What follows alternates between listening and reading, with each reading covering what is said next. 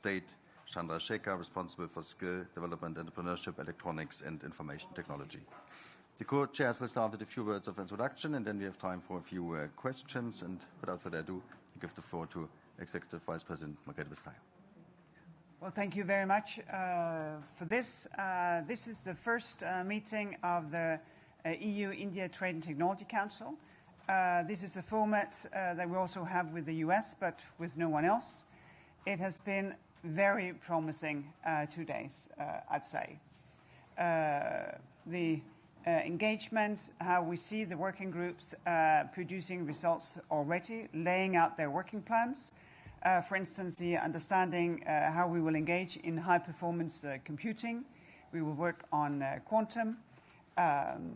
We have quite ambitious ideas on when it comes to tech and tech governance, looking at the impressive results of how technology has been used to shape the Indian society, for people to identify themselves, to have access to financial resources, how it was helpful during the pandemic. So all in all, very promising beginnings. And we, of course, hope to pick that up in a ministerial. Actually, we have challenged the working groups in not that many months. But I think I will leave it at this because we have limited time available for this presser. Please, my friend. Thank you very much. First of all, I want to thank you both for the warmth, the hospitality, for the very good meeting. I agree with you. It's been a very strong start. And there is a context to what we are doing. It is in this era of volatility and uncertainty, it's important to de-risk the global economy and yet to ensure that there is very responsible growth. So a lot of what we discussed related to resilient and reliable supply chains, to trust and transparency in the digital domain, in the fact that we today will have to focus on how to get the best out of a global talent pool in a knowledge economy. So during the course of the meeting, one of our colleagues described this as a decade which is going to be shaped by technology. And our effort has been to create the trusted collaboration so that we ensure that in this era, with all its challenges, globalization remains strong, that we remain open economies, that we are able to forge ahead in various areas. We have 3 working groups that met today. We had a stakeholders consultation. And I think what was most important, we had a clear plan for how and calendar for how we're going to go ahead. So once again, a big thank you. And I think truly a very productive meeting.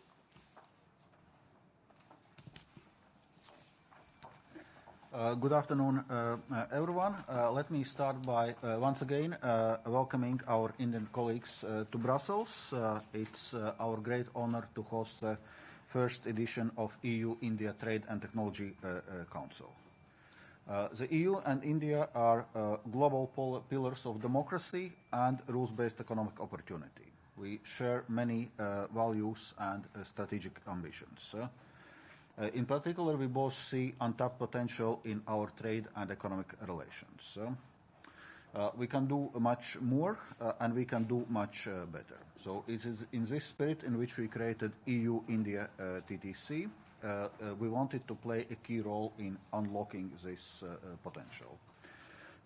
We already are going full steam ahead with our negotiations on bilateral agreements on trade, investment protection and geographical indications. But these agreements will not cover all aspects of our trade investment relationship, and that's where the TTC comes in. It has a potential to complement and strengthen these agreements. So in particular, we agreed to focus on 4 areas in the coming years: on resilient value chains, on addressing market access issues, which is important for growing our trade relationship, our exchanges on foreign direct investment screening to better understand each other's systems, and also on global trade issues, including in a context of the upcoming 13th WTO Ministerial Conference. So to conclude, I'm delighted we have taken this important step towards a stronger EU-India partnership. So now we must show ambition and political will to deliver positive results without delay. Thank you. Good evening, and a big thank you to our hosts for this very successful first meeting of the Trade and Technology Council. I think clearly the political guidance we received from Prime Minister Mr. Narendra Modi and the President of the European Union, Her Excellency Ms. Ursula von der Leyen, was truly encouraging and has set the path for an outstanding engagement, which will help us create a platform for coordination to address key issues at the nexus of trade, trusted technology, and security. We are both vibrant democracies, open market economies, pluralistic societies, and have a common interest in ensuring security, prosperity, and sustainable development. We are also looking at geopolitical issues, economic security, and the security of less developed nations, other areas of the globe where we have shared interests to maintain peace and also support their own efforts at development and achieving the sustainable development goals. I'm delighted that the FTA that we are negotiating with EU is progressing well under Valdis's leadership, and the TTC as a platform will help us to supplement the work that is happening at the free trade agreement negotiations, which will, I believe, help us in making the EU-India relationship the defining partnership of the 21st century. Thank you. Thank you very much indeed, dear ministers. Oh, apologies. Okay. Thank you again. I join my colleagues in thanking everybody who made this TTC meeting a possibility. Let me just quickly bring you abreast on how we've approached the whole future of tech. Most of you will agree that the future economies of nations around the world, including the EU and India, are going to be largely impacted by innovation and the fast, rapid changes in technology and the accelerated digitalization of our economies. The TTC represents an unprecedented opportunity for India and EU to work together in shaping and defining the future of tech. It is certainly a case that can be made that the future of tech ought to be shaped by, led by, and narrated by countries that are open societies and democracies, and India and EU certainly fit that bill and are in a unique position to shape the future of tech in a way that was unprecedented before this TTC idea came to fruition. Our collaboration and our partnership will certainly cover artificial intelligence, quantum computing, semiconductor design and the whole ecosystem around semiconductors, the microelectronics and the supply chains that today represent a big threat because of the extraordinary concentration of electronic supply chains in one particular geography. All of these represent opportunities, and at the same time we believe that the TTC and the India-EU partnership can also address the issue of harmonizing rules, regulations, and approach towards the internet today and the future as the internet grows and becomes much more of a decisive force in all of our economies and all of our citizens' lives. We are committed in India to making technology transform the lives of our citizens, and we believe that the India-EU partnership and the TTC can play a significant role in taking the benefits of technology and extending the power of technology to citizens in both the EU, India, and the rest of the world. Thank you.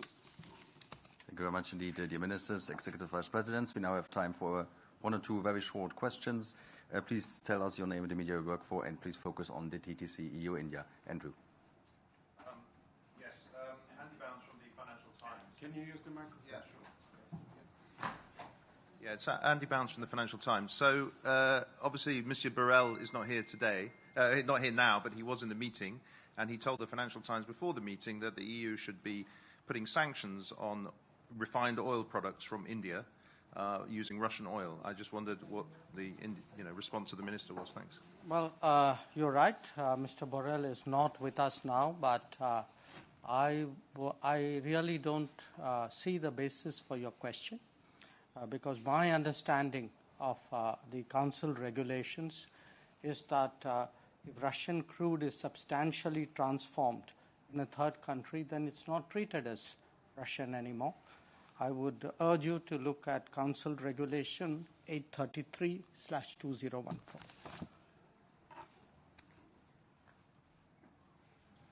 I will not add to this.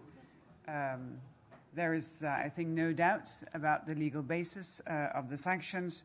Of course, it is a discussion that we will have with friends, but it will be with an extended hand and, of course, not with a pointed finger. That should go without saying. I hope you took the spirit of the start of the TTC, a very, very strong willingness and openness to substantially strengthen our partnership.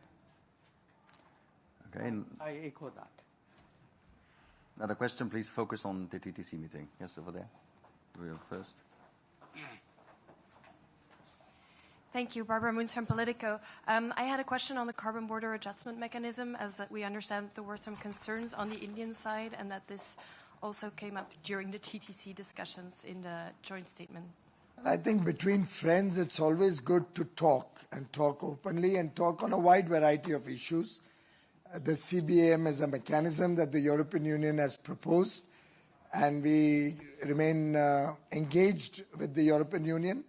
And I'm sure that the intention is not to create a barrier to trade, but to find a way forward so that sustainability is as much a part of our collective efforts to leave behind a better planet for the next generation. And we remain engaged. We are discussing the issue, and we have a long time ahead of us within which we'll be working together to find the right solutions to this. Indeed, we touched upon the question of CBAM, both in our bilateral meeting with Minister Goyal yesterday and also during today's TTC meeting. Actually, in between, we had also one already dedicated expert discussion on this topic, and we agreed that the TTC is a good platform to deepen our engagement on this issue with India. I just also wanted to reiterate that when we were designing CBAM, we were, of course, very helpful to ensure WTO compatibility of the initiative. And a key word for this is non-discrimination. So we apply the same price of carbon to imported goods that we are going to apply also on our domestic producers. And any price of carbon in a third country is going to be subtracted from CBAM. But indeed, we agreed we will have continued engagement with India on this important topic. We're running out of time. One very last, very short question. You. Thank you very much. I'm Alex Caddy for Future Story News. I'm reporting on behalf of Doordarshan, India. Question for both sides. On the one hand, how does India fit as part of the EU's de-risking strategy that we heard the President talking about just yesterday? And to the Indian counterparts, speaking to European business groups, some of which that you've met in the last couple of days, they say India is too protectionist and levies are too high and it's difficult for us to penetrate that market. What can you say to encourage them, to make them feel more hopeful about the future? Thank you. For the world we live in, our economic behaviors to an increasing degree would have a possible effect on our security. That goes, for instance, for our semiconductor ecosystem, which is a global ecosystem. And it's very important for us here in Europe not to be seen as someone who is self-sufficiently trying to do everything ourselves. At the same time, we need strong partners to de-risk the supply of semiconductors And here, what we see, very impressive initiatives in India, mirroring, complementing what we do here with the state aid approval based on the Treaty of the European Union and the CHIPS Act enabling design of chips and research and development of chips to a completely different degree. And I think that's a good example of how this partnership can give sort of muscle to the idea of de-risking rather than decoupling. Because if we want increased economic security, we need to do that through partnerships. And I think we have taken very important first steps today. This is just one example. But next, of course, of interest will be quantum. And there will be other emerging technologies developing beyond 5G, of course, is another area where the question of trusted vendors is also something that we can develop in a close partnership to put muscle on our ambitions to de-risk. Thank you. For that matter, India's tariffs very often are misconstrued to be high on most items of raw materials or intermediates. We are generally very low on duty. On many items of technology, many items which are helping the Indian economy grow, we have kept the duties very low. The actual applied rates are much lower than what was agreed to at the WTO as bound rates. Having said that, one must appreciate that it's a developing country of 1.4 billion people, and providing for the needs for such a large population, providing work opportunities and employment to nearly 800 million people in the working age, having the world's youngest population, and will continue to have that for 3 or 4 decades, has its own dynamics. And recognizing and respecting also our ability to compete with certain geographies which are very non-transparent. We need to keep our tariffs high on many products. At times, developed countries are the unintended consequence of the high tariffs, and which is why we are engaged in free trade agreement negotiations with the European Union. I'm sure this will give huge opportunities and openings to many businesses in India to provide high quality and innovative R&D products to India.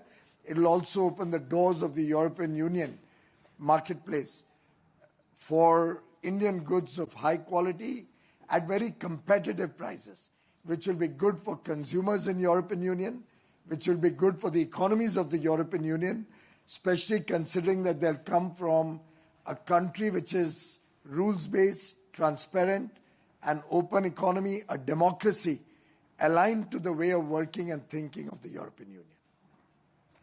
Thank you very much indeed. This concludes our press conference. Maybe just we worked so hard that we have not had a picture of the 5 of us. So maybe if we could ask time to take a picture. The beautiful flags and everything.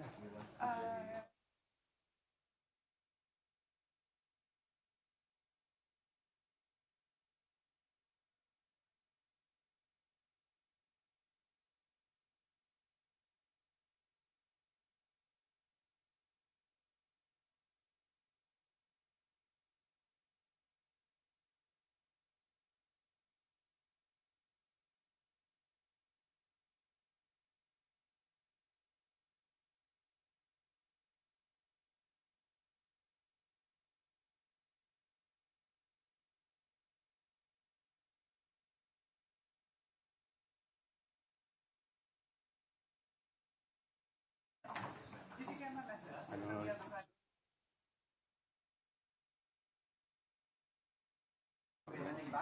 Thank you.